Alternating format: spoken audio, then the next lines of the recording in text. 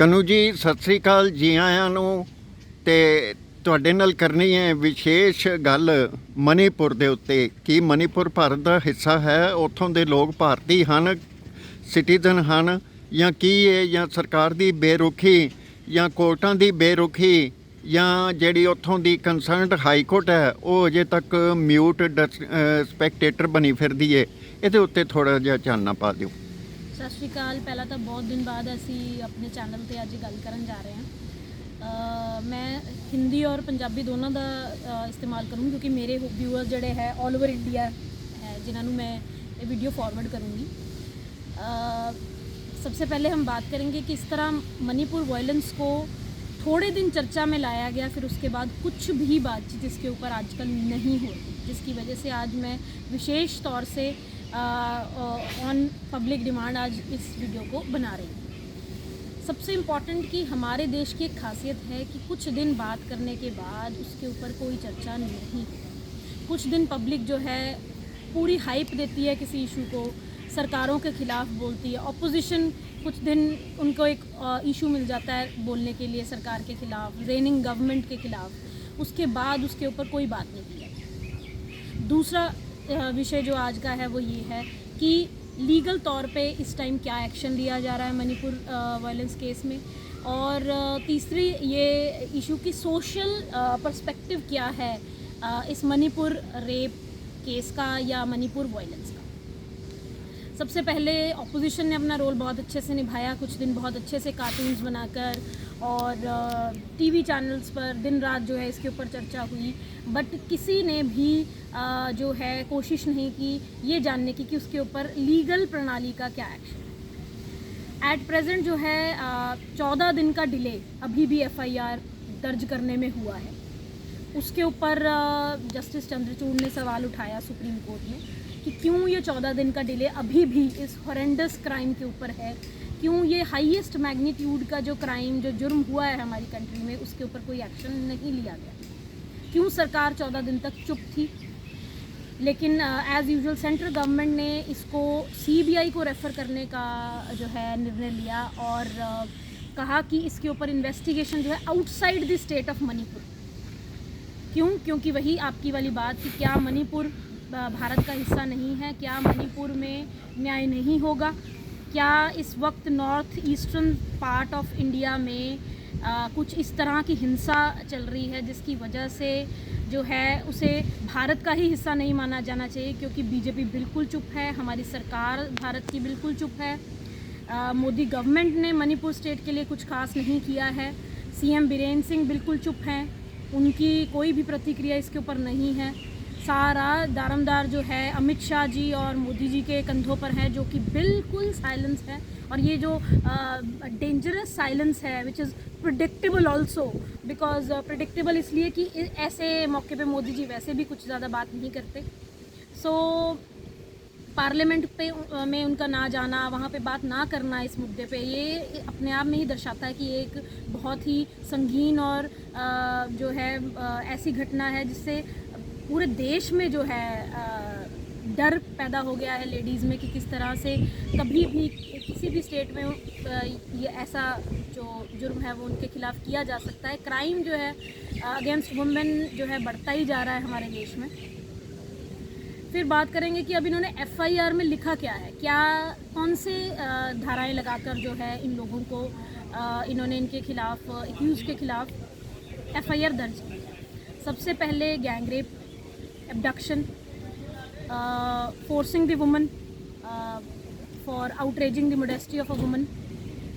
तो इस तरह killing also after offense। कुछ ऐसी महिलाएं हैं जिनको मारा भी गया है, लेकिन उस वीडियो की खास तौर पे मैं बात कर रही हूँ जिसमें वो लेडीज़ अभी ज़िंदा है और उन्होंने अप्रोच किया है खुद से supreme court through a Muslim lawyer, I don't remember his name.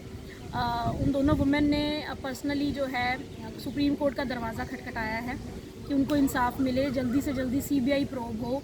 Justice Chandrachud ने एसआईटी की डिमांड की है, स्पेशल इन्वेस्टिगेटिंग टीम की डिमांड की है कि इसके ऊपर एक कमेटी बैठे और अलग से इन्वेस्टिगेशन हो। बट मुझे ऐसा लगता है कि इस तरह की एसआईटीज़ जो बनती हैं या सीबीआई प्रोब होती है उसमें टाइम बहुत ज़्यादा लग जाता है। लेकिन स्पेशल निर्देश दिए गए, खास निर्देश जो है सुप्रीम कोर्ट द्वारा जारी किए गए हैं कि जल्द से जल्द जो है इसकी इन्वेस्टिगेशन विदिन 2 मंथ्स जो है इसकी इन्वेस्टिगेशन ख़त्म की जाए।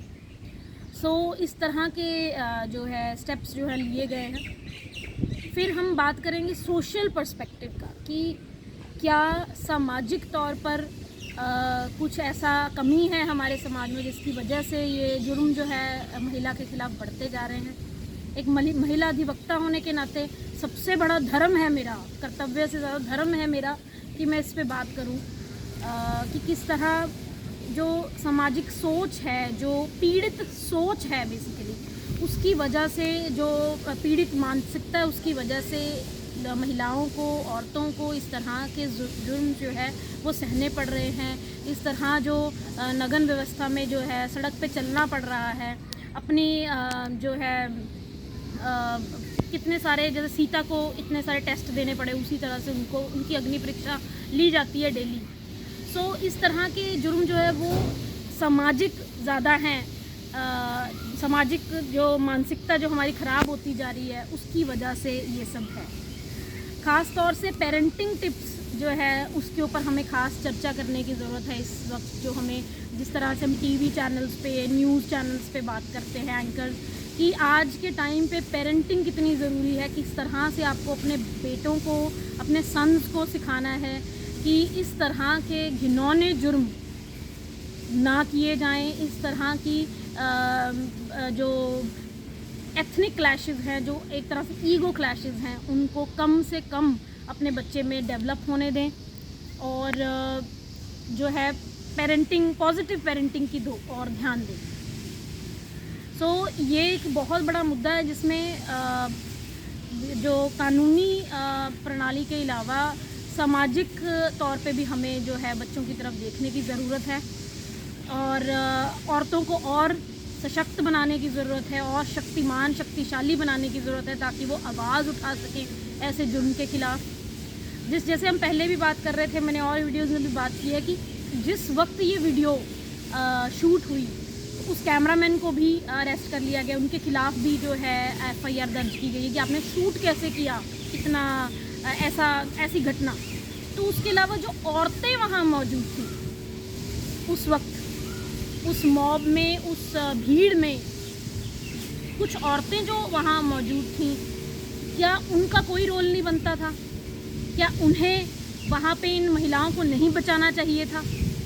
या ऐसा कौन सा डर जो है पुलिस ने या इस भीड़ ने उनके खिलाफ क्रिएट कर दिया था कि शायद हमें भी कहीं इसी तरह से रेप करके यहाँ पे नगन व्यवस्था में ना चलाया जाए? सो इस तरह का डर जो महिलाओं में वहाँ पर है उसको हमें देखने की ज़रूरत है। जिस तरह से दिल्ली कमीशन फॉर वुमेन की चेयरपर्सन स्वाति मैडम वहाँ गई हैं, उसी तरह से और महिलाओं का डेलीगेशन भी वहाँ जाना चाहिए। जो स्टेटस रिपोर्ट वहाँ से आई है, सिर्फ वो स्टेटस रिपोर्ट देने से कुछ नहीं होगा, लेकिन वहाँ की महिलाओं को एजुकेट करना, उनको अपने अधिकारों के बारे में बताना, उनको उनकी व्यवस्था को ठीक करना, उनको और स्टेट्स में जो है लेकर जाना, ये सारी सुविधाओं का जो है सरकार को इसका जो है इंतज़ाम करना चाहिए।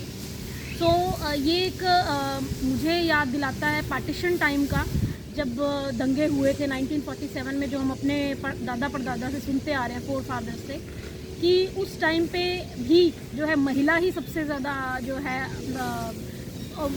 वेपन ऑफ ऑपरेशन बनी थी।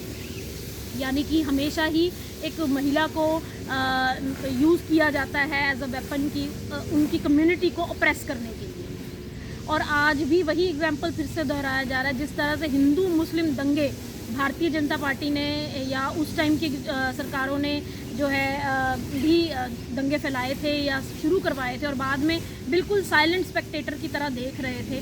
गुजरात रॉयट सबसे बड़ा एग्जाम्पल है।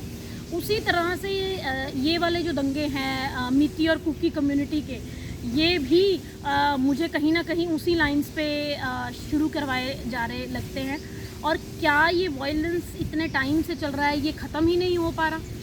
क्या वहाँ की सारी सरकारी सुविधाओं को जो है टेररिज्म ख़त्म कर रही है? तो किस तरह से इसको टैकल किया जा रहा है, इसके बारे में सरकार की कोई पुष्टि नहीं की गई। पार्लियामेंट में भी इसके बारे में कोई सरकार की तरफ से कोई चर्चा नहीं हो रही। सो ये अपने आप में दर्शाता है कि किस तरह हमारा देश जो है फिर से पार्टीशन के दौर की तरफ जाता जा रहा है। फिर से डार्कनेस पीरियड जो है, हमारा डार्केस्ट पीरियड ऑफ हिस्ट्री जो है, उसमें ये किस्सा भी एक दर्ज होगा, मणिपुर रेप केस जो है, वीडियो केस जो है। सो इस तरह की जो घटनाएं हमारे देश में हो रही हैं, उसकी वजह से हम महिलाओं को बड़ा दुख होता है और बड़े चिंतित मन से हम ये कहते हैं हमारी बेटियां आगे कैसे सुखी रहेंगी, हमने अपने बेटों को आगे कैसे पालना है। सो ये सारे सवाल हमारे सामने उठते हैं। Administration failure, judicial failure, even legislative failure. The pillars of three, one can say, constitutional power fell ill or fell ailing or fell flat. What do you say?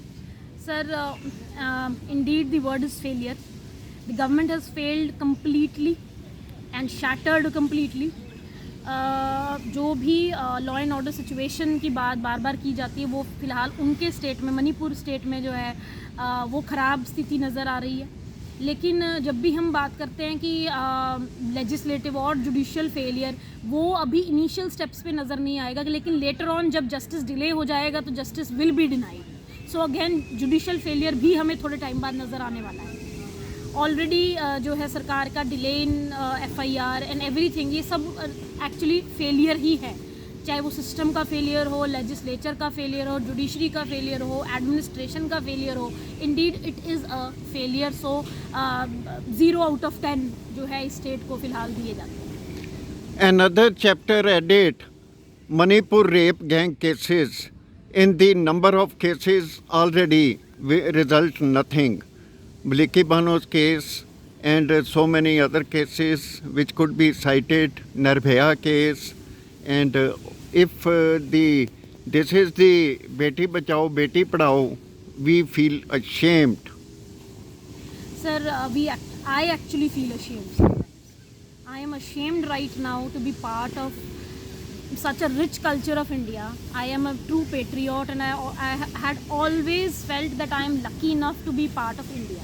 But somehow India ने as a nation, as a state जो है, international level पे जो बेइज्जती हमारी हुई है, international level पे जो as a state party treaties के जो हमारे यहाँ पे ह्यूमन राइट्स वायलेशन, मानव अधिकार की धज्जियाँ उड़ाई गई हैं, और उस तरह का जो सिनेरियो यहाँ क्रिएट किया है, उसकी वजह से I as a citizen feel ashamed. So उस तरह की शर्म जो है शायद सरकार को या मोदी जी को या बीजेपी को नहीं आ रही, लेकिन हमें एक बेटी होने के नाते, जिसको बेटी को पढ़ाया गया है कि वो अपने आप को बचा सके, उसके लिए एक शर्म की बात है कि किस तरह उसकी पोस्ट टू पिलर जाके भी कोई भी हेल्प नहीं कर पा रहा है। System and its instrumentalities miserably failed. Is it correct? Absolutely sir, article 12 में जहाँ पे स्टेट की डेफिनेशन दी गई है, उसमें ये कहा गया organs of government and all it's instrumentalities जो है they fall with in the meaning of the term state. तो जो भी मानव अधिकार, जो भी फंडामेंटल राइट्स हमें दिए गए हैं as a woman, right to equality, right to justice, speedy justice, right to life and personal liberty, उस तरह के जो मानव अधिकार हमें दिए गए हैं, वो सारे जो हैं सरकार and its instrumentalities has failed to provide to a female citizen. So as a person जो है, जो राइट दिए गए हैं, person involves both male and female, तो definitely it is violation of constitution, violation of UDHR, universal declaration of human rights, and all the other treaties, international treaties which India has signed. So इस तरह की जो provisions हैं उनकी तो देखिए धज्जियाँ ही उड़ गई हैं। So execution of law fail हो गया है, और किस तरह कानून का मजाक बनाया गया है, किस तरह सरकार इस पे चुप्पी धा रही है, किस तरह रेपिटिशन हो रही है इन क्राइम्स की। आप देखिए निर्भया केस हो गया, बिल्किस बानो में उसको रिलीज़ कर दिया गया, इस तरह की। दैट मीन्स कि सरकार की नज़र में rape is a common crime and Minor. Minor and common. That हाँ, आज स्टेट में हो गया, कल उस स्टेट में हो गया, वो वाली बात है कि ये तो होना ही है। And many unreported cases. Yes. So because of social stigma, because of family honour, definitely बहुत सारे रेप केसेस जो है अनरिपोर्टेड चले जाते हैं, चाहे वो विद इन मैरिज हो या आउटसाइड मैरिज हो, इन सोसाइटी हो, जिस तरह मर्जी हो, विद इन कम्युनिटी हो, रिलीजन बेस्ड हो, वट लेकिन उसका रीज़न यही है कि वही मानसिकता की प्रॉब्लम है, माइंडसेट की प्रॉब्लम है। सरकारें भी वो उस माइंडसेट को शायद चेंज नहीं कर पा रही, क्योंकि सरकार में भी वही लोग हैं, वही बेटे हैं जो उस माइंडसेट से पले हैं कि हाँ जी रेप तो बहुत कॉमन सी बात है, लड़की की कोई गलती होगी, एट्सेट्रा एट्सेट्रा। इस तरह की जो सोच है वो सरकार में बैठे लोगों की भी अभी तक चेंज नहीं हुई। This is how the offences are camouflaged, and this is how the constitutional failures are not coming into light. This is how the judicial system and the judges are mute spectators because of their post-retirement benefits, which is a corruption in itself. And this is a cause where the women who is respected in India is being humiliated, and all the human institutions and national women commission or a state women commission or any other instrumentalities, even the 11 empowerment of Modi government ministers are mute spectators. It is unfortunate and slap on whom you. Please give us feedback, tell us, and your feedback will be very valuable, being a public opinion, so that it may reach to the government in the interest of natural justice. Thank you, Kanu ji. Thank you. Public हित में जारी ये video please subscribe करें और ज़्यादा से ज़्यादा forward करें। ये totally in the interest of justice ये वीडियो बनाई गई है। Thank you. In the interest of women and Beti Bachao, Beti Padhao.